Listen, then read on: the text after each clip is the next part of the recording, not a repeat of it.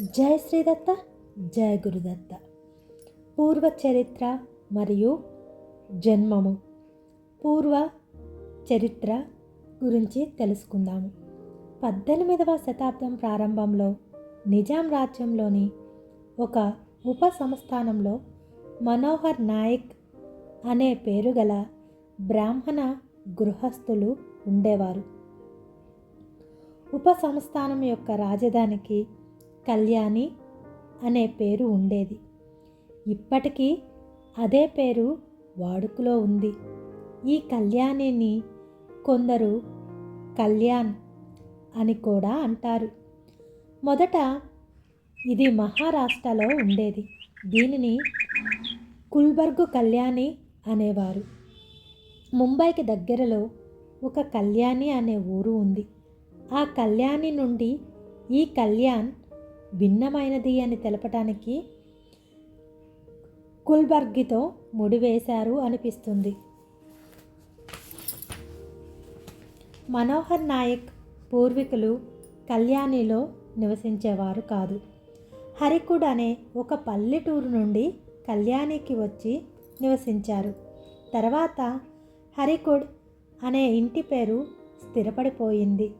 పూర్వం ఇంటి పేరుతోనే పిలిచేవారు. ఆ ఇంటి పేరు ఎక్కువగా చేస్తున్న పనిని బట్టి, నివసించిన ఊరును బట్టి వచ్చేది. మనోహర్ నాయక్ కళ్యాణికి వచ్చి పెరగటం వల్ల వాళ్ళు కళ్యాణిలో హరికుడే అయ్యారు. హరికుడేలో వారి వృత్తి ఏంటో తెలియదు. నాయక్ అనే పేరు ఎలా వచ్చిందో కూడా తెలియదు. ఆ కాలంలో షావ్కారీ, స్వర్ణకారి వృత్తి వాళ్ళని నాయకులు అనేవారు. కళ్యాణి వచ్చిన తర్వాత ఆ పనులేవీ చేయలేదు, కానీ నాయక్ స్థిరపడిపోయింది. మనోహర్ నాయక్ ఇంట్లో అందరూ ఈశ్వర భక్తులై సాత్వికులై ఉండేవారు. మనోహర్ నాయక్ తండ్రి నృసింహ నాయక్ కళ్యాణిలో జన్మించారు. ఈయన కేశవ నాయక్ పుత్రుడు. కేశవ నాయక్ బీదర్ దగ్గరలో ఉన్న జురానీ నృసింహ క్షేత్రంలో అనుష్ఠానం చేసిన తర్వాత పుత్రుడు జన్మించారు. అందుకని నృసింహ నాయక్ అనే పేరు పెట్టారు. కేశవ నాయక్ సాత్విక గుణ సంపన్నులై ఉండేవారు. తండ్రి ఆర్జించిన ఆస్తిలో భాగాలు చేస్తుండగా తనకు ఏదైతే భాగం దక్కాలో అది దక్కదని తెలుసుకొని తన పూర్తి భాగం సోదరుడుకు ఇచ్చివేసి కులస్వామి అయిన ఖండేరాముని మూర్తిని తీసుకొని హరేకుడు గ్రామానికి వదిలి కళ్యాణికి వచ్చి నివసించారు. కేశవ నాయక్ తన పుత్రుడైన నృసింహ నాయక్కి ఉపనయనం చేసి వివాహం చేశారు. నృసింహ నాయక్ మరియు బచ్చమ్మల పుత్రుడే మనోహర్ నాయక్. బచ్చమ్మ దేవి మారుతికి నైవేద్యము పెడితే మారుతి ఆరగించిన తర్వాత అన్నం తినేవారని ఒక చరిత్రకారులు వ్రాశారు. బచ్చమ్మకు 2 పుత్రులు. మొదట మనోహర్ నాయక్, తర్వాత మార్తాండ నాయక్. వీరిద్దరి బాల్య వ్యవస్థ దాటకముందే భర్త చనిపోతే కళ్యాణికి దగ్గరలో ఉన్న పుట్టినిల్లు అయిన లాడవంతికి వెళ్ళింది. ఈ ధైర్యశాలి అయిన స్త్రీ తన 2 పుత్రులకు సరైన రీతిలో మంచి విద్యాబుద్ధులు నేర్పించి విద్యా ప్రవీణులను చేసింది. మనోహర్ నాయక్ సాత్వికుడై విద్యావేత్త అయి బాల్యమంతా లాడవంతిలోనే గడిచిన తర్వాత కళ్యాణికి చెందిన అప్పారావు కులకర్ణి గారి పుత్రిక బయ్యమ్మతో వివాహం అయిన తర్వాత మళ్ళీ కళ్యాణికి వచ్చి నివసించారు. మనోహర్ నాయక్ మాతృ భక్తి పారాయణాలు, తల్లి కనుసైనలలో పెరగటం వల్ల వీరి జీవితమంతా ఉదాత్తమైన పనులతో గడిచిపోయింది. వీరి ప్రేమతో లబ్ధి పొందిన వారు వీరి ఉపదేశ అమృతం కోసం ఆతృత పడేవారు. వారిలో అన్ని జాతుల వారు ఉండేవారు. వీరి తమ్ముడైన మార్తాండ నాయక్ అల్ప వయసులోనే మరణించారు. మనోహరుని భార్య భయాదేవి గొప్ప కుటుంబంలోనిది. సుస్వభావం కలిగి ప్రపంచాన్ని పరమార్థక దృష్టితో చూసేది. వీరికి క్రీస్తు శకం 1813లో పదమపుత్రుడు జన్మించాడు.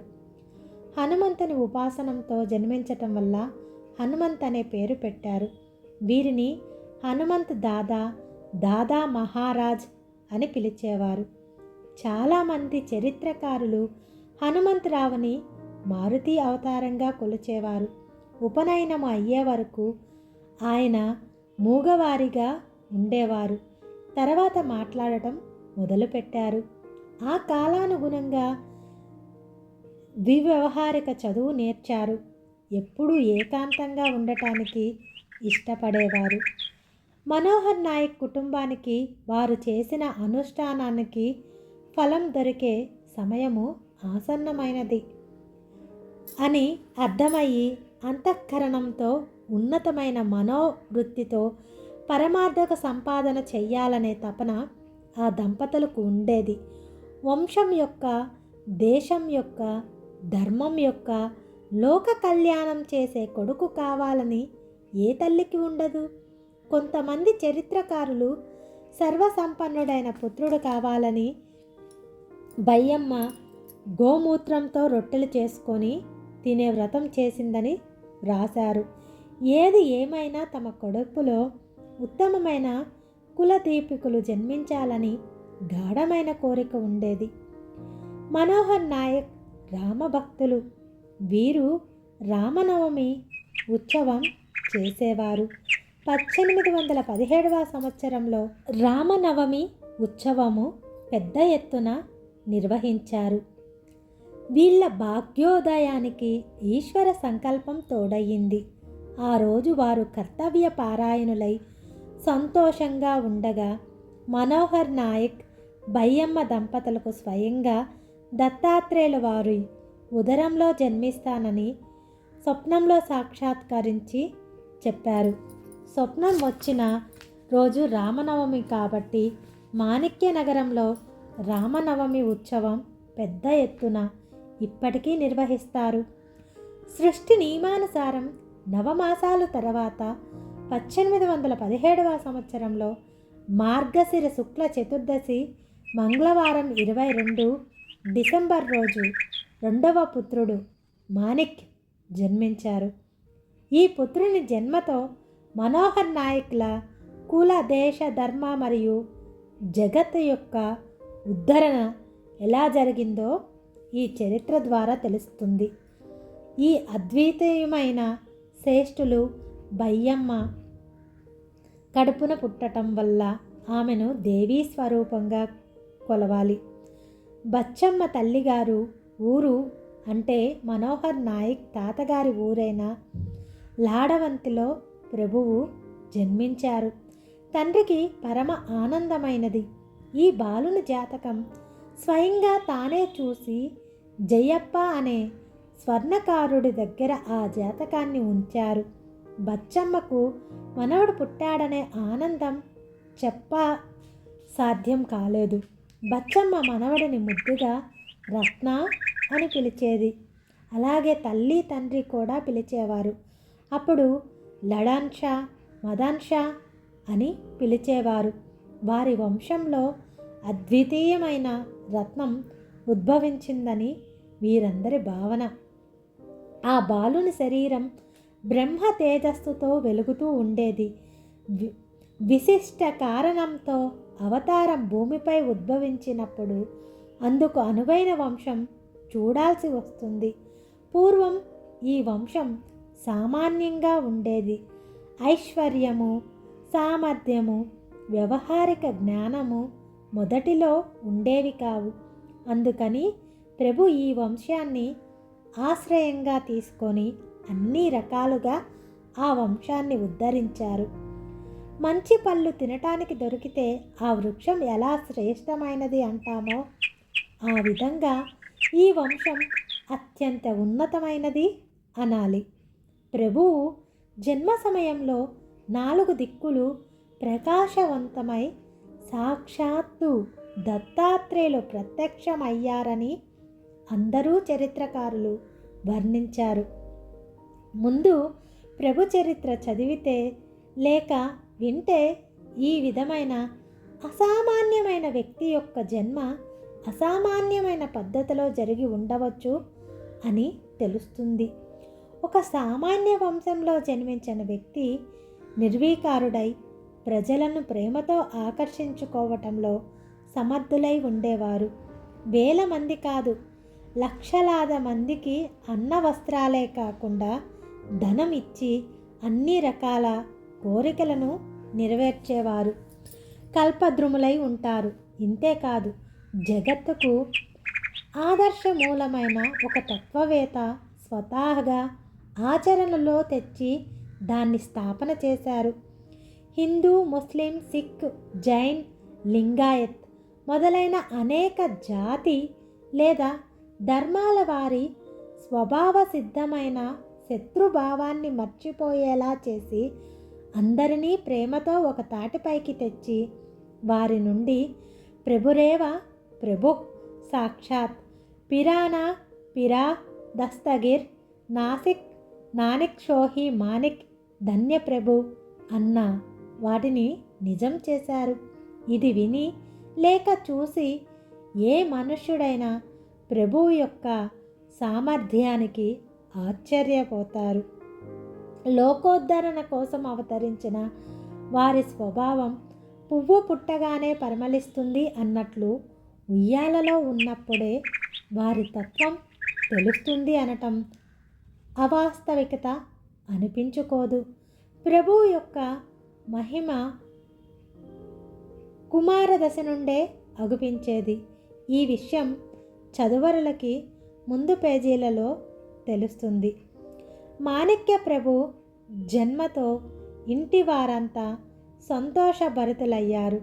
తల్లిదండ్రులకి తమ రక్తం పంచుకొని పుట్టాడని చాలా ఆనందమయ్యింది.